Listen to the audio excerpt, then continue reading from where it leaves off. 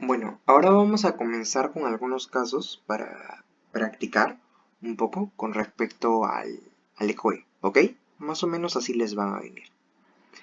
Miren, primero, un ingeniero de 35 años, ¿de acuerdo? De 35 años, que acude a la sala de emergencia quejándose de que al caerse de la bicicleta impactó directamente su hombro izquierdo, y sintió un crujido instantáneo, seguido por un dolor agudo y dificultad para mover el brazo izquierdo. Refiere que en la región clavicular izquierda hay dolor y dificultad para elevar el brazo. Listo. Ahora, ¿qué nos dice las preguntas? Observe y responda. ¿Ya? Primero, tenemos que describir la siguiente radiografía. ¿Qué nos dice? ¿Qué hay en esta radiografía? Miren, observen a este lugar. ¿Qué encontramos acá? Una fractura, ¿no? ¿Y esta estructura qué es? La clavícula. Entonces, y si es que nosotros hablamos de tercios, lo dividimos en 3 tercios la clavícula, ¿recuerdan? Tercio proximal, tercio medial y tercio distal. Listo. Ahora, ¿cómo nosotros describimos una radiografía correctamente? Primero, ¿qué les dije? Tipo de radiografía. ¿Qué incidencia es? Es una radiografía anteroposterior de hombro. ¿Ah? ¿Y qué hombro es? Hombro izquierdo. ¿Qué vemos ahora? ¿Dónde se evidencia? ¿Qué se evidencia? ¿Cómo llamamos a esta fractura? ¿Fractura? No. Decimos donde se evidencia una solución de continuidad. ¿Ya? Continuidad. Eso hace alusión a una fractura. ¿En dónde? En el tercio medio de la clavícula. Todo esto es compatible ¿con qué? Con una fractura medio clavicular. ¿Ok? ¿Qué otra cosa nos falta describir acá? ¿Está desplazada o no está desplazada? ¿Cómo está la relación de los segmentos? Sí está desplazada, ¿verdad? Miren, vamos a borrar. Está desplazada. Entonces decimos desplazada. Desplazada. ¿Ok? ¿Pero es con mucho desplazamiento o no? No, ¿cierto? Entonces, bueno, eso sería la descripción de esta radiografía. Diagnóstico imagenológico, ya lo dijimos, acá. Compatible con una fractura medio clavicular desplazada. ¿Ya? ¿El tratamiento será conservador o quirúrgico? ¿Recuerdan cómo era el tratamiento de las fracturas medio claviculares? Conservador, ¿cierto? Quirúrgico era cuando ya eran complejas. ¿Ya? Y recuerden cuándo es una fractura medio clavicular compleja. Hay que revisarlo. Miren, un caso complicado es cuando se trata del tercio distal, cuando está muy desplazada, cuando es bilateral, cuando hay hombro flotante, es abierta o hay compromiso vascular. ¿Ok? Del contrario, no. ¿Y el tratamiento entonces conservador cómo va a ser? ¿Cómo va a ser? El tratamiento conservador se va a hacer con un vendaje en 8 de Belpeau, ¿ya? ¿Pueden decir simplemente el tratamiento conservador con vendaje? En 8. Recuerden, no se olviden. Y las complicaciones que se pueden presentar, ¿cuáles son? Una aguda. Puede haber lesión vascular. ¿Quién está pasando a ese nivel? El plexo braquial. Entonces puede ser lesión del plexo braquial.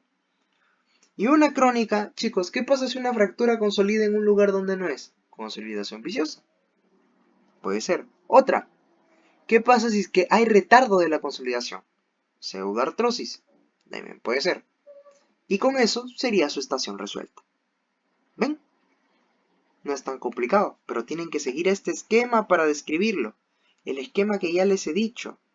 Tienen que decir el tipo de radiografía, el tipo de fractura, localizar dónde está y la relación de los segmentos. ¿Ya? Eso es muy importante. Siguiente.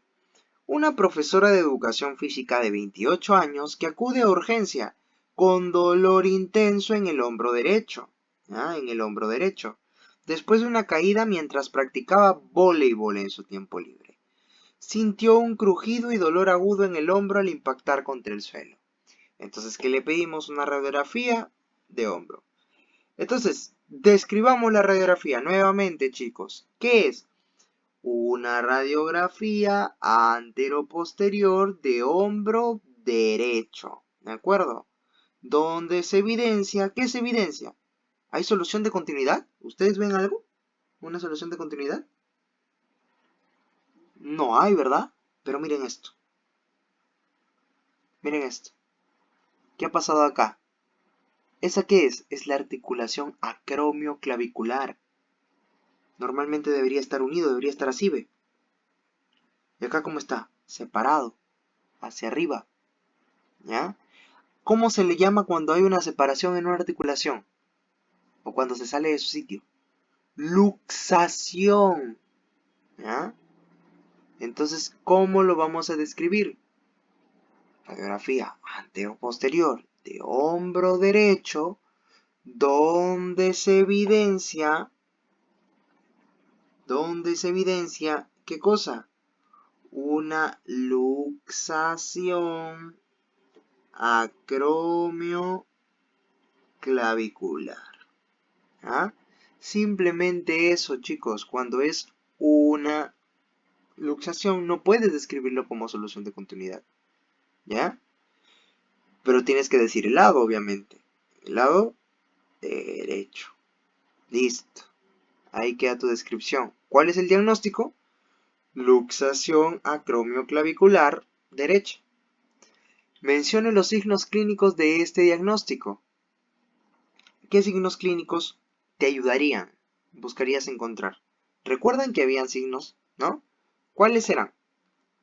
El signo de la tecla y el signo de la pseudo charretera. ¿Cómo eran? Miren, están las imágenes. El signo de la tecla, ¿ya? Cuando se va por completo hacia arriba y se ve como si sobresaliera una tecla, ¿ya? Por eso es de la tecla. El de la pseudo charretera es cuando se evidencia como un huequito, ¿ya? Y ese huequito en este caso, ¿cuál sería? Esta parte de acá. Y la tecla, acá. ¿Ok? Entonces eso sería. ¿Y el tratamiento cómo es? ¿Conservador o quirúrgico? ¿Cómo era el tratamiento acá? ¿Dependía de qué? De la clasificación de Rowad y Mattensen. Pero chicos, ¿ustedes van a hacer esa clasificación en el ECOE? No, no chicos, no es necesario. Como para ello necesitas evaluación ligamentaria, y acá en esta radiografía no te ayuda mucho, ustedes van a tomarlo como si fuese de grado 1, como si fuese de grado 2, o como si fuese de grado 3. ¿Por qué razón? Porque en estos grados el manejo es conservador, ¿de acuerdo? Cuando hablamos de un grado 4 hacia adelante, el manejo es quirúrgico. Entonces, en este caso, el manejo es conservador. No va a ser quirúrgico. Si quieren saber qué le vas a poner, le vas a poner un cabestrillo. ¿Ya? Cabestrillo. Ya, listo. ¿Ya? Con peso también le puedes decir. 4 kilogramos, cabestrillo colgante, puede ser. Pero con que le digas eso, está perfecto. ¿Y qué complicaciones puede tener? Nuevamente, puede ser una consolidación viciosa o una complicación aguda.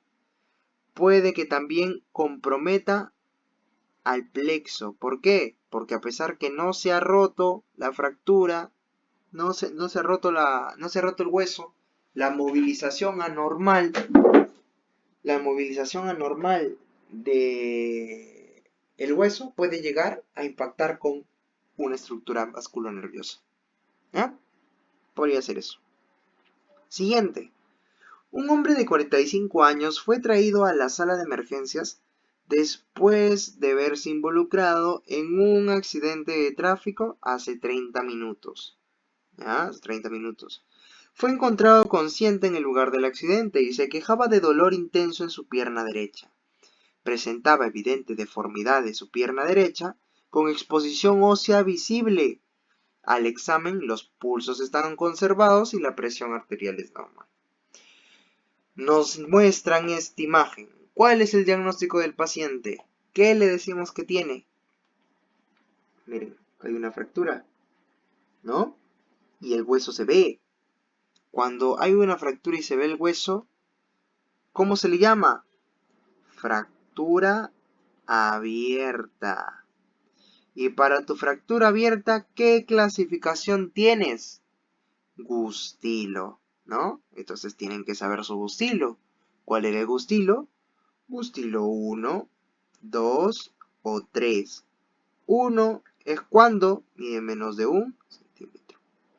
2 cuando mide de 1 a 10. Y 3 cuando mide más de 10. Pero a su vez el 3 se puede dividir en 3A, 3B y 3C. 3A es cuando se puede cubrir con la piel. ¿Ah? 3B es cuando no se puede cubrir. Y 3C es cuando hay compromiso vascular. Este caso, ¿cuánto medirá aproximadamente esta herida, chicos? Más de 10 centímetros, entonces un Gustilo 3 va a ser. Pero ahora será A, B o C. Lo más probable es que no se pueda cubrir. Entonces sería un Gustilo 3B. ¿Por qué no es un Gustilo 3C? Porque los pulsos están conservados, la presión arterial está normal, no hay desequilibrio hemodinámico. Entonces, chicos, estamos frente a un Gustilo 3B. ¿Ok? ¿El tratamiento es conservador o quirúrgico? ¿Y cuál es el tratamiento? Miren, para ello, chicos, ustedes tienen que recordar algo muy importante y que es el Gustilo. El manejo esquemático que les puse para el tratamiento de la herida. Primero que comienza, con un lavado, con 3 a 11 litros de suero salino. Luego le aplicas debridamiento quirúrgico. Quitas los restos que hay y cierras la herida. ¿Ok? Y para la fractura, ¿cómo la tratas? Ahí viene el manejo quirúrgico de la fractura. Porque es quirúrgico. ¿Ya? Se reduce la fractura en una primera instancia y luego se estabiliza. Los principios que ya te expliqué. Reducción y fijación. Ahora, ¿la reducción va a ser interna o externa? En el caso de Gustilo 1 hasta el 3A, es fijación interna con clavo endomedular. Y en el caso de Gustilo 3B hacia adelante, es fijación externa. Entonces, este paciente, ¿qué le haremos? Reducción con fijación externa, después de haber hecho su lavado respectivo. ¿Ya? Luego también, ¿qué le aplicamos? Es una herida abierta, tiene riesgo de infección. Le aplica sus antibióticos endovenosos. Por ser un Gustilo 3B, se le aplica cefazolina, 2 gramos endovenoso, más aminoglucósidos, de 3 a 5 miligramos por kilogramo, por 3 días. Si tuvo contacto con tierra, le puedes agregar una penicilina y su profilaxis antitetánica. ¿De acuerdo? Entonces, ese sería el manejo de este paciente. Primero, tratar la herida, ¿ya? Limpias, irrigas con suero salino. ¿Qué más? Debridas y cierras. Luego, tratas la fractura. Reduces y estabilizas. Estabilizas, en este caso, ¿con qué? Con fijación externa, por el riesgo de contaminación. ¿Y cuál es la complicación más frecuente que se puede presentar? Es una herida abierta. Osteomielitis. ¿Ok? Esa sería la complicación, chicos.